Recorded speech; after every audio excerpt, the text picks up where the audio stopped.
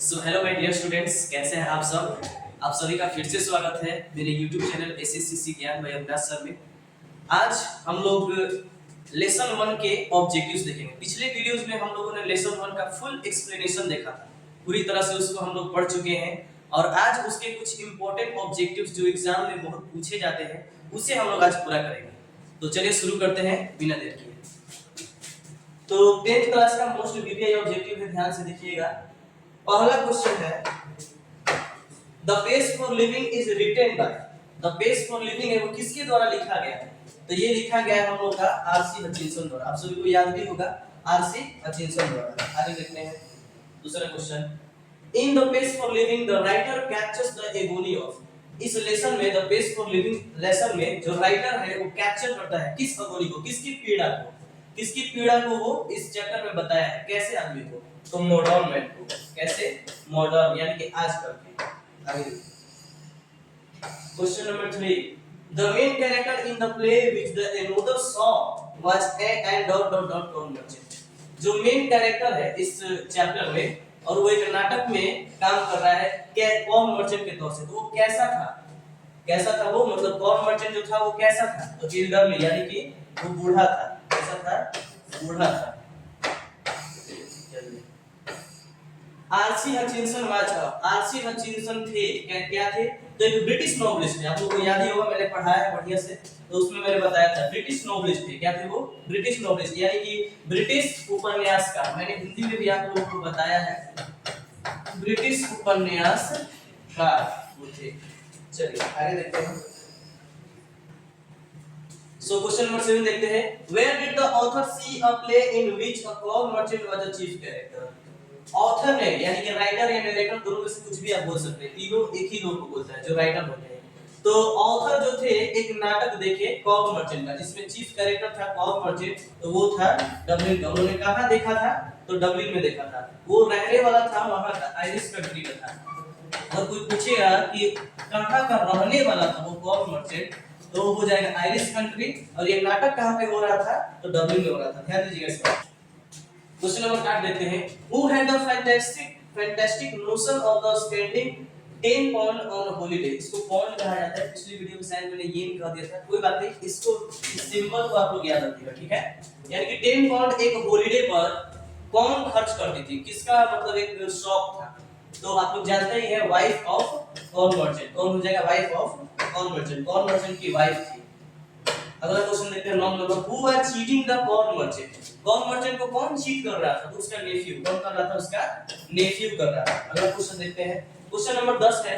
Who did not dislike the rapid movement of life. कौन तेज गति वाली लाइफ को डिसलाइक नहीं करता है? बहुत ज्यादा तेज गति कभी-कभी होती है तो डिसलाइक नहीं करता है। तो हो जाएगा यहां पर कॉर्न मर्चेंट। कौन मर्चेंट वो कहता है कि 90 मील पर आवर की स्पीड से कार से घूमना मुझे बहुत अच्छा लगता है। आप लोग जानते ही हैं, इसको मैंने एक एक्सप्लेनेशन में बता दिया है। नेक्स्ट देखिए question number 11।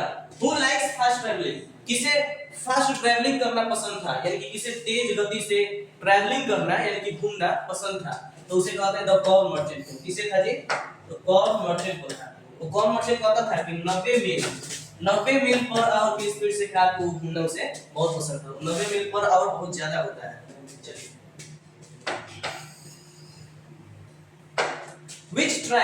which tribe did the author belong। author ये जो राइटर है वो किस ट्राइब से बिलोंग करता था? तो स्लो थिंकर्स है। कैसा? Slow thinkers. उसने बताया था स्लो थिंकर्स के बारे में, यानी कि कॉर्न मर्चेंट ऐसा व्यक्ति है जो कि क्या है? स्लो थिंकर्स है, ना कि कोई फास्ट थिंकर्स। तो यहां पे हो जाएगा स्लो थिंकर्स। 13 नंबर है। How many girls were there in the film. इस फिल्म में जो फिल्म हम लोग देखने गए थे कॉर्न मर्चेंट और उसकी वाइफ, उसमें कितनी लड़कियां थी? उसमें लड़कियां कितनी थी? तो 3 थी। ए, बी और सी, 3 थी। क्वेश्चन नंबर 14 देखिए। The main character in the play which the author saw a dot dot dot corn merchant. जो मेन कैरेक्टर था प्ले में यानी कि नाटक में, जिसे ऑथर ने देखा था यानी कि लेखक ने देखा था, कथावाचक ने देखा था, वो कॉर्न मर्चेंट था। वो कॉर्न मर्चेंट कैसा था? यानी कि मक्के का जो व्यापारी था वो कैसा था? तो वो एल्डरली था यानी कि बूढ़ा था। कैसा था? बूढ़ा। चलिए नेक्स्ट देखते हैं। Who was a man which had a dicky heart। वो कौन आदमी था जिसके पास एक कमजोर दिल था? डिकी हार्ट मतलब कमजोर दिल था। तो आप सबको पता है ये द कॉर्न मर्चेंट कौन था? कॉर्न मर्चेंट जो मक्का का व्यापारी था, उसी के बारे में हम लोग पढ़ रहे हैं। उसी का जो दिल था वो कमजोर था। आगे देखिए 16 नंबर देखिए। When the narrator goes to cinema, he finds himself in। जब नरेटर जाता है सिनेमा देखने के लिए, नरेटर यहाँ पे बता रहे हैं कि जो कॉर्न मर्चेंट है वो सिनेमा देखने के लिए जाता है तो खुद को क्या पाता है? लगता है उसे कि मैं कौन हूँ। तो आप लोग को बता चुके हैं होपलेस फॉग की तरह। एक ऐसा मेढक जो एकदम होपलेस है, उसको कुछ समझ में ही नहीं आ रहा है कि यहाँ पे क्या क्या हो रहा है, और फिल्म को देख ही रहे थे आप, वो एंजॉय नहीं कर पा रहा था क्योंकि उसे समझ में ही नहीं आ रहा था। तो 17 नंबर क्वेश्चन है, he is going to fall in love with girls dot dot dot in that order। यानी कि जो हीरो है वो तीनों लड़कियों के साथ प्यार में पड़ने वाला था, एक ऑर्डर में, एक क्रम में। वो क्रम क्या था? तो वो था B C A, option number D.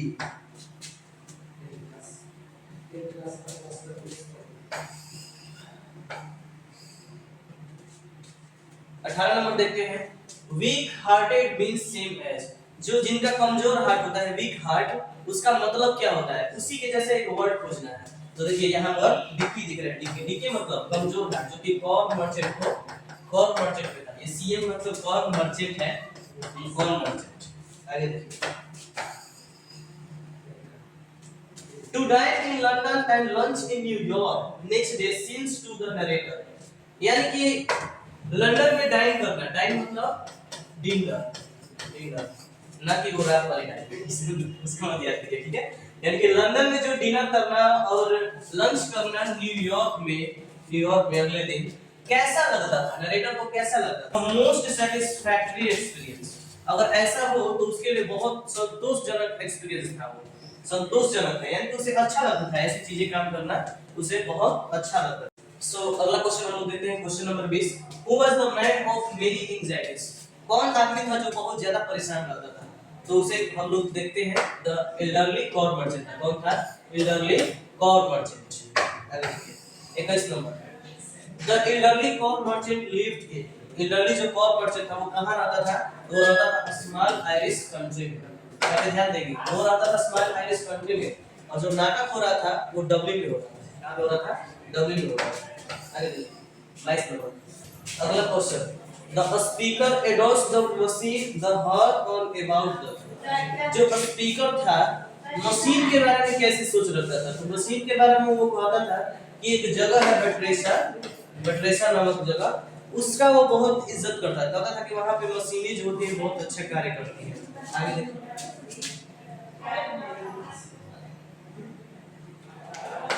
The agony of modern man is captured by। यानी कि मॉडर्न लोगों की जो अगोनी है, यानी कि जो दर्द है, पीड़ा है, किसके द्वारा कैप्चर किया गया? तो उनके राइटर जो आरसी हचिंसन, इस चैप्टर के राइटर है, उनके द्वारा। The chief character of the plays was। The chief character of the play was, यानी कि प्ले का जो नाटक का जो चीफ कैरेक्टर था वो कौन था? वो था एल्डरली कॉर मर्चेंट, बूढ़ा मक्का का व्यापारी।